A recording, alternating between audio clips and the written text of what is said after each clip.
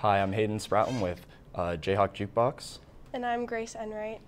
Today we're going to be giving you guys our 2 songs of the week.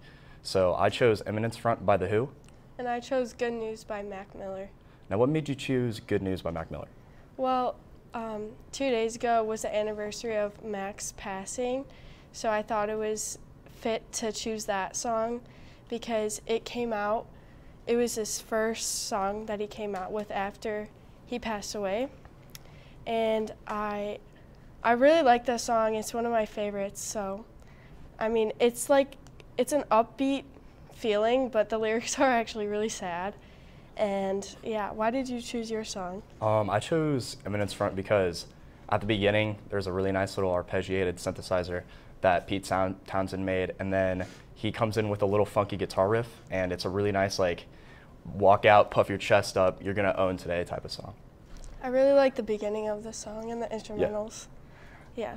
So with Good News, you talked about how the lyrics are kind of sad, and when I was listening to it, they kind of talked about mental health, and I think that's still a pretty relevant message. What do you think? Yeah, I think it's a very relevant message today. Like, a lot of people know that from his album Circles, that it's just one of his most sad, like, albums. But the lyrics from it was just kind of talking. People said that he was like almost ready for the afterlife. Like, that's kind of what he talked about in his song. So he's kind of like foreshadowing it, even though he wasn't, but yeah. So when was the first time you heard your song? I think the first time I heard it, I was just trying to find new music from The Who because a lot of my friends had listened to him. So they had recommended him, and I was like, okay, I'll listen to some of their songs, and I heard this song, and I don't know, it just kind of struck a chord with me. It was a really nice song, just always kind of keeps me feeling good, makes me feel ready for what I'm gonna do. Little hype up song. A little hype song? Yeah. Nice. So yeah, Pete Townsend made that song. He made the chords with, I think, like some synthesizer he just always uses, and he's the heart and soul of that song. He does the key part, he does lead vocals, he does the guitar. Yeah, so it's just a really good song. I liked it when I listened to it. I hadn't heard it before. Yeah. Pretty good.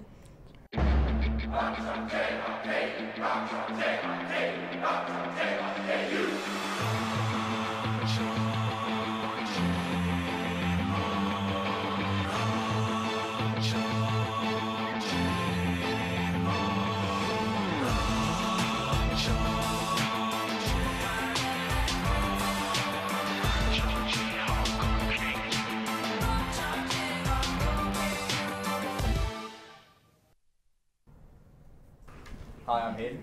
Hi, I'm Audrey. And I'm John. And today we're going to talk about Donda by Kanye West and Certified Lover Boy by Drake. So, what do you guys think of those 2 albums? Let's start with Donda first. Yeah, okay, let's start with Donda. Donda, and there was so much hype around it. It was like ready to be out, and then it wasn't out. It was ready to be out, and then it wasn't out. I was like, okay. Yeah. So it's gonna be overhyped by the time it comes out, or it's gonna be underhyped. So, Yeah. I mean, I liked it. It took me a while to listen to because both albums are extremely long. Yeah. 21 songs or 27 on Donda. Yeah. But yeah, my feelings are more towards CLB. What do you guys think about Donda? Personally, I thought Donda was a little better, but I think I've traditionally liked Kanye. I've liked Drake a little bit, but I've always seen him be a little more mainstream. Like, I think they hit different audiences. Mm-hmm. But so, I mean, Donda, with just a lot of Kanye albums, you kind of have to give him a couple listens to really enjoy him, in my opinion. And so it took me like 2 or 3 to really start liking most of the album. At the beginning, I liked a couple songs, but I mean, yeah, it's kind of just another Kanye album. Yeah, I'm gonna have to agree with John. I did like Certified Lover Boy way more than Donda, but like mostly like in the rap sense, I guess. Like, Donda for me was like an amazing album, like artistic wise, and like the story it told throughout it. Like, I thought that was cool, and it's like, I read something where it was like the first part's like sinner, and then like the second part of it's like, oh, I found God, or whatever that is. Yeah, I don't know. I was like, oh, okay, that makes sense. Like, listening through like the whole album, like from start to finish. But yeah, I'd have to agree with you with Certified Lover Boy is definitely my favorite. What were you guys' favorite songs from the albums? Or I guess we can do Donda first. Yeah. Yeah, definitely 24 from Donda. Yeah, 24. That one was beautiful. The organ in that song is Yeah. incredible. Yeah, a minute 44. Yeah. My favorite was probably Jail Part 1, though. I don't like the Part 2, but Part 1 was good. Yeah. So that's my favorite. What about Certified Lover Boy? Oh. Oh, wait. Were you going to say something No, else? you're good. Okay. Certified Lover Boy, did you have a favorite I song? forgot what track it was, but it was the one with Travis Scott. Fair Trade. Yeah, Fair Trade. Yeah, Yep. I did like Fair Trade. I liked that one as well. I also liked No Friends in the Industry. That one was really good. And then In the Bible was actually pretty good to me. I was just about Yeah. to say, the Bible, I don't know what about it, but like, I heard it the first time, and like just the way like the bass comes on top of like those subs and or the subs and like that chorus, just Yeah. In the Bible was fire. Yeah. And I don't know if this is a popular opinion, but Knives Out, I'm a big 21 Savage fan. And so I like that song a lot because it reminds me of like old 21 Savage in that song. So that was another one of my favorite Did you like songs. Off the Grid by any chance? On Donda? Yes. I think. I'm like, I So can't remember it's like- specifically. There's so many songs on that album. Yeah. It has like 504 in it, Kanye and Cardi, and like they all come together. Cardi does a verse at the beginning, and then it switches to like a drill beat, which is why I asked if you liked it, because 21's Yeah. drill rapper. I liked I was gonna say off of Donda. I remember liking New Again. I got to listen to it again, and I was like, yeah, that one's pretty good. I also liked Remote Control. Yeah, I just liked like the that vibe one. of that song. And Hurricane was beautiful. The Weeknd did a really good Yeah, job with Hurricane. so good. The like choir in that, amazing. My so friends good. love Hurricane. I'm just like, that's okay. It doesn't rub with me. But. Fair enough, that's Keep fine. waiting for a drop every time I listen to it. That's true. Because when the chorus comes in, you're like, okay, Kanye, dude, just give it, like right now, man. And then it's just like him. Yeah. Yeah. So on CL, you want to say something? Oh no, you go. On CLB, there was like, I think there was one that I just like loved, but I can't think of it. Oh, did you like the one with Ty Dolla $ign and I forgot what it's Yes. Weirdly enough, earlier when we were talking about Positions by Ariana Grande, that song Safety Net with Ty Dolla $ign, that sounded like way similar to me with like the Drake and Ty Dolla $ign song. I don't know how to describe it, but they sounded very similar to me for some reason. But yeah, that was a good song. So out of 5 stars, what would you guys rate Donda? With like My Beautiful Dark Twisted Fantasy being a 5, I'd give it like a 3.5. Fair enough. I'd probably give it like a 4, like artistic wise. Yeah. But what about you? I'm like not the biggest Kanye fan. Like, so I don't want to like give it like the wrong rating. Yeah. That's it. 3.5. I like that. 3.5. Okay. And then what about Drake's album? I've added a lot. Like half of the album, not even half, but like there's maybe 3 songs I didn't add. So I'd give it like a 4.5 out of 5. Yeah. I'd give it 3.5 just because I love Drake, I do, but like it wasn't his best album in my opinion. I think I'm going with like a 3, just because. I mean, granted, I've only listened to like 3/4 of it. From what I did hear, I thought the verses were, or I thought the features were really good. But I think he could have put a little more in. Like I think he has more in his closet. I definitely think the features were way better on CLB than they were on Donda, and that's just especially like Jay-Z's verse. Like everyone was so happy for like Jay-Z on Donda, and I was like, but it's not. It wasn't that good in my opinion compared to his verse on CLB. But what do you guys think about the publicity behind it? Everything going on. Well, do you guys think that he didn't mean to release the album, Donda? The Donda album? Because didn't he say, I know, I'm like, it's Kanye, you never know. But yeah, I remember, like, I also was, like, looking at this morning. It said that Drake, like, announced his album, like, release date the day after Kanye released his album. And then it came out, like, 3 days later, and then I was like, I feel like artists usually just do, like, a week. Like, they prepare a week in advance, but... Yeah, he's pretty legit. Yeah. Well, that is it for Donda vs. CLB. We'll stay tuned for final review. From adversity, we rose. We made history and became pioneers, voyagers, champions, Jayhawks.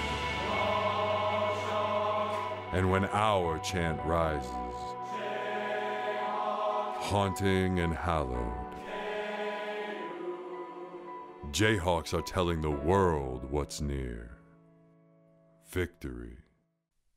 Welcome back to the first round review of JayhawkJukebox season number 4. I'm Nathaniel. And I'm Nathan. And today we are going to be talking about the Rolling Stones' Metamorphosis album. Now, Nathan, I know that You know, as classic rock fans, we do like to listen to the Rolling Stones, maybe not as some of our other favorite bands, but what was it like? This, by the way, this is now full of B-sides and rarities, so these are songs that you really don't get to hear that often, but what were your first thoughts about hearing some of the rare tracks? It was very Rolling Stones, I guess you could say. There was a lot of instrumentals, which I liked. It was interesting because, you know, going through the timeline of the Stones, they had that incredibly distinct sound. You know, 60s, early 70s, they kind of get a little more mainstream as you go on. They still have that Stones effect. I thought this was a lot more of that late 60s, early 70s type Stones. But you could definitely tell that on some of these tracks, especially on side 2, that their influences were definitely... Yes. They were a blues cover band. That's how they started out. Yes, you really heard that on the second side especially. And overall, it was a really good compilation. I've made it known to you that I'm not the biggest fan of the Stones, but this was an enjoyable listen because none of the tracks are long. I mean, these are all between like 2 and 4 minutes. And like we said, this is B-sides and rarities, so it's stuff that you really don't get to hear that often. Yeah. So would you say it's nice for a change to hear something different than just their greatest Yeah, hits? it's not the mainstream stuff that you hear on the radio every 5 minutes. You know, not that that stuff is bad, but it's overplayed so much. And with this stuff, you get that Stones effect, but you don't get that constant mainstream listening like you would get with like Start Me Up or Satisfaction. You get, it's a nice break from all the stuff that you usually hear. Because look, most people don't know that the Stones were just a cover band originally, so it's kind of nice to see those blues influences, but a lot of those bands in England at the time, like Fleetwood Mac and Led Zeppelin especially, they had their roots in blues covers, and we can definitely see on Led Zeppelin's first album, it's almost all blues. And you can definitely hear that with Peter Green's Fleetwood Mac before you get to the Buckingham Nicks era. I mean, they were purely blues at that rate, blues rock, blues influenced. So now, we want to bring up a couple songs here. One that I especially want to bring up is a song called Out of Time, which they originally had done on their album Aftermath, which also has Painted Black, but this is a re-recorded version that Mick Jagger did. The original song is more of acoustic. It has a xylophone even on it. But this has more of a string orchestration to it. And I will say one thing I'm very impressed with on this album, even though it's probably not as well known, the instrumentation on this album is so rich on a lot of these songs. it is. It really is the highlight of this album. Yeah, and that's what makes it so different as well. You might not hear that richness with mainstream Stone stuff. It's, you know, when I think of some of my favorite tracks in here, Don't Lie to Me, I was really big fan of that track, and I'd much rather be with the boys. It's funny because you mentioned that second side and how they have that blues influence. You would think with my musical interest, I would have liked that second side more. I actually preferred the first side. I would agree too, and like Out of Time, which is the first track, actually appeared in Quentin Tarantino's Once Upon a Time in Hollywood near the end. And the first time I watched that movie, I didn't even notice that that song was in there. And then when I heard that again, I fell in love with that song. It was one of my favorite Rolling Stones songs. There are not a lot of more well-known tracks in here, but one I think that we both like is Heart of Stone. Yeah, I really like that one. That was probably right after Don't Lie to Me, and I'd much rather be with the boys. It's pretty close right after that.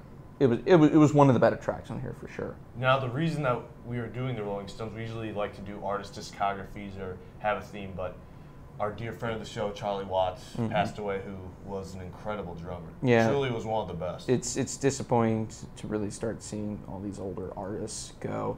And it will be very interesting. We always make jokes about the Rolling Stones, how they're shriveled up corpses at this rate, but they're still touring. It will be interesting to see after they conclude this tour that they were going to have Watts on anyway. Well, yeah, they said he was going to be out basically the whole tour. So it was very unlikely if he ever came back to the band. It makes me wonder if they will keep touring. I would tend to say no. Probably. He's been through it all. Those three, Mick Jagger, Keith Richards, and Watts, were literally there from the beginning. Yeah. And now there's only 2 of them left. And we always say that nothing can kill them, but their time is probably coming up soon. Yeah. It's very unfortunate.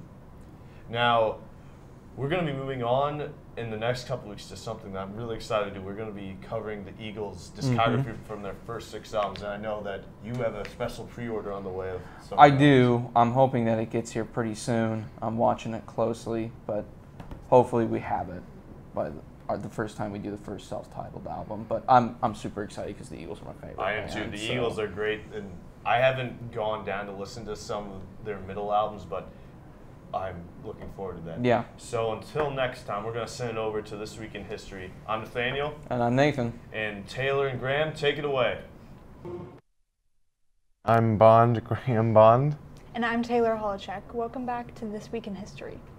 In 1954, Elvis Presley made his first appearance at the Grand Ole Opry to promote his second single, Good Rockin' Tonight. The audience's reaction to Presley was poor and was told by the Opry's manager that he would be better off going back to driving trucks. In 1968, Jimmy Page, Robert Plant, John Bonham, and John Paul Jones made their first ever appearance as Led Zeppelin. They were billed as the New Yardbirds for the show, which took place at the Teen Club right outside Copenhagen, Denmark.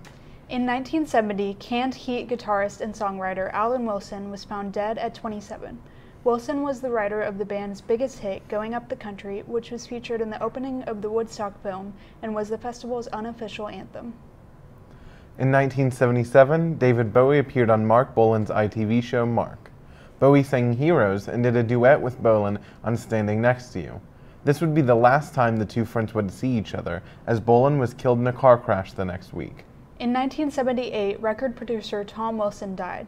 Wilson produced some of the most critically acclaimed records of the late 60s and early 70s, including Simon & Garfunkel's Wednesday Morning 3 a.m., Nico's Chelsea Girls, and the Velvet Underground's White Light, White Heat. Also in 1978, The Who drummer Keith Moon died of an overdose of Hymenervin, which was prescribed to him to combat his alcoholism. Moon had attended a party with Paul McCartney for the launch of the Buddy Holly story. Moon played on all of The Who's albums from their 1965 debut to 1978's Who Are You, which was released 2 weeks before his death. In 1982, the 3-day US Festival took place in San Bernardino, California. It featured both older and newer artists, including The Cars, Talking Heads, Grateful Dead, Jackson Browne, Pat Benatar, and Fleetwood Mac.